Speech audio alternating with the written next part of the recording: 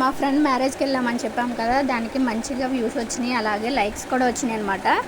ఎందుకంటే దాంట్లో ఏముంది అంటే, ఇంక మా ఫ్రెండ్స్కి అయితే ఇప్పుడిప్పుడే పెళ్ళి అవుతుంది, బాయ్స్లో మాకైతే ఎప్పుడో పెళ్ళి అయిపోయింది, మా పిల్లలు స్కూల్కి కూడా వెళ్ళిపోతాను అన్నాను. ఇంకా అలాగే ఇద్దరికి అయిందండి బాయ్స్లో పెళ్ళి. ఇంకా ఆల్మోస్ట్ లేడీస్ అందరికీ పెళ్ళి అయిపోయినాయి, పిల్లలు ఉన్నారు.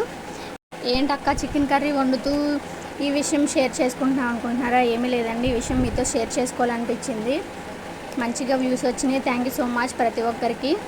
అలాగే నేనైతే చికెన్ ఎలా వండుతానంటే, ముందుగా టమాటాలు, ఉల్లిపాయలు, పచ్చిమిర్చి కొంచెం మగ్గిన తర్వాత ఇంకా చికెన్ వేసేసి దాంట్లో అల్లం వెల్లుల్లి పేస్ట్ వేసి కొంచెం సేపు అయితే మగ్గించుకుంటాను.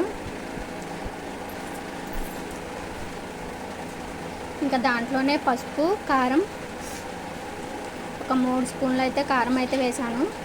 ఇంకా అలాగే తగినంత సాల్ట్ వేసి కొంచెం సేపు అయితే నీరని ఇంకిపోయే వరకు మగ్గించుకుంటానండి. చికెన్లో వాటర్ అనేవి ఎక్కువ ఉంటాయి కదా, ఇంకా నేను ఈ విధంగా అయితే మగ్గిస్తాను. ఇంకా మగ్గించిన తర్వాత కొంచెం వాటర్ అయితే వేస్తాను. వాటర్ వేయడం వల్ల ఏంటంటే ముక్క అనేది ప్రాపర్గా ఉడుకుద్దండి. చూసారు ఈ విధంగా ఉంది కదా, ఇంకా దీంట్లో కొన్ని వాటర్ అయితే వేస్తాను.